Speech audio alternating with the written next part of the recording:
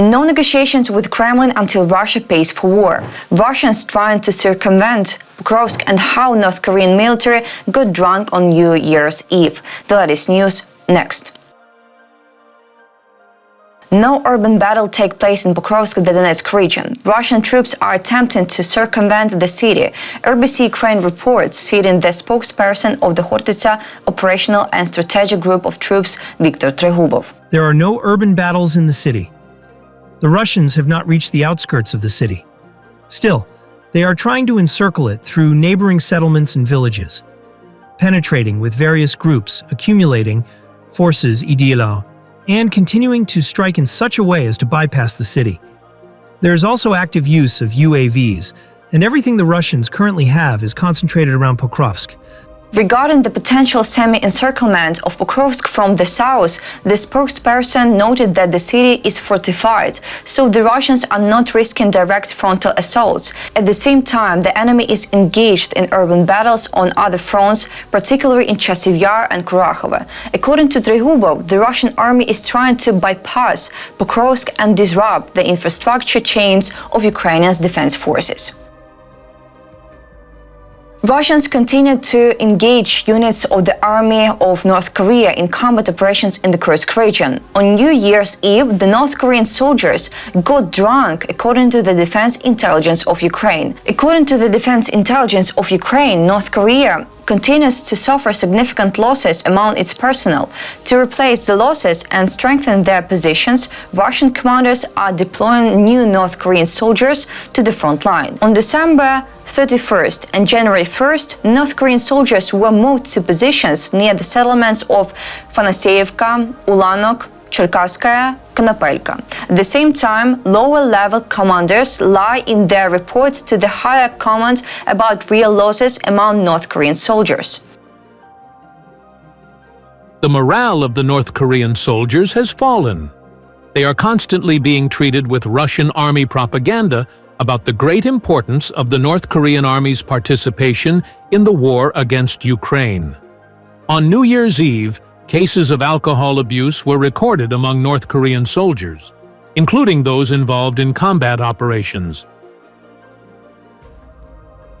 In the Kharkiv region, the cities of Izum and Balaklia are being prepared for circular defense. In particular, the construction of fortifications continues, which is part of planned measures, RBC Ukraine reports, citing head of the Kharkiv Regional Military Administration, Oleg Sinihubov. In particular, Sinihubov explained that the measures to strengthen the region's defense, including in the settlements of Izum and Balaklia, are part of planned actions to bolster the Kharkiv region's defense capabilities. Again, these are, so to speak, planned measures being implemented now to account for the actual front line, possible changes in the enemy's direction of movement, and, in principle, its priorities along the front line.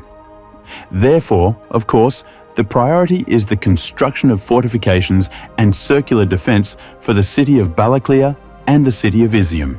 Sinihubov noted that he cannot currently disclose information about the stage of construction of the fortifications.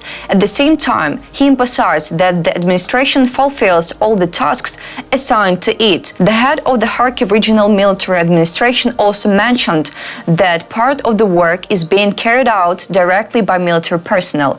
According to him, the process proceeds according to an approved plan and is under complete military control. Yesterday, Andriy Rubtsov, an officer of the Communications Department of the 116th Separate Mechanized Brigade, stated that the armed forces of Ukraine had recorded attempts by the Russians to cross the Oskil River in the Kharkiv region. The enemy is using inflatable boats, but all attempts are unsuccessful. Russian troops continue to actively storm the positions of the Ukrainian defense forces in Chasovy Yar and Toretsk. Over the past day, Russian occupiers managed to destroy some positions of the armed forces of Ukraine, according to Hортitski Viter. Those at the Kramatorsk and Toretsk directions, Russia stormed the fortifications of the Ukrainian military in Chasovy Yar and Toretsk and conducted offensive actions in the direction of Stupachki and Leonidivka. As a result of Russia's fire, some positions were destroyed. and measures are being taken to prevent the deterioration of the tactical situation, the military said. On the night of January 2nd, Russia launched 72 UAVs of the Shahed type and other drones against Ukraine. Air defense forces managed to shut down 47 of them. The air forces of the Armed Forces of Ukraine reports the enemy launched the drones from the directions of Russia's Bryansk, Oryol, Kursk and Primorsko-Akhtarsk regions.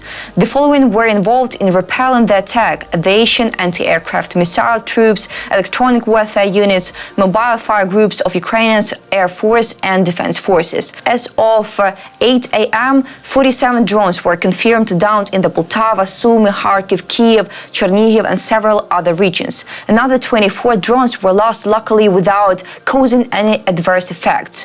One of the drones that were launched remains in Ukrainian airspace. Mikhailo Podolyak, advisor to the head of the office of the president, stated that currently there can be no negotiations with the Kremlin because Russia has not been forced to pay a sufficiently high price for the war. Ukrainian officials currently reject any talks of pressure or assumptions that peace negotiations are inevitable, BBC said. No negotiation process can take place because Russia has not been made to pay a high enough price for this war, he said. Podolyak noted, much is being said about negotiations, but this is an illusion.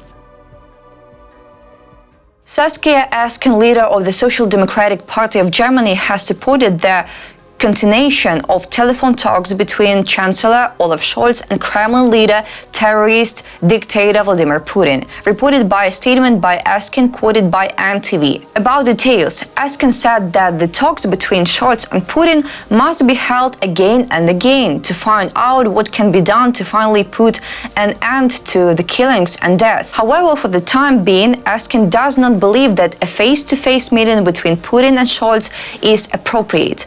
As long as the relations remain as it is enough to talk on the phone, Esken said. That's all for today. Thanks for watching this video. Like and subscribe.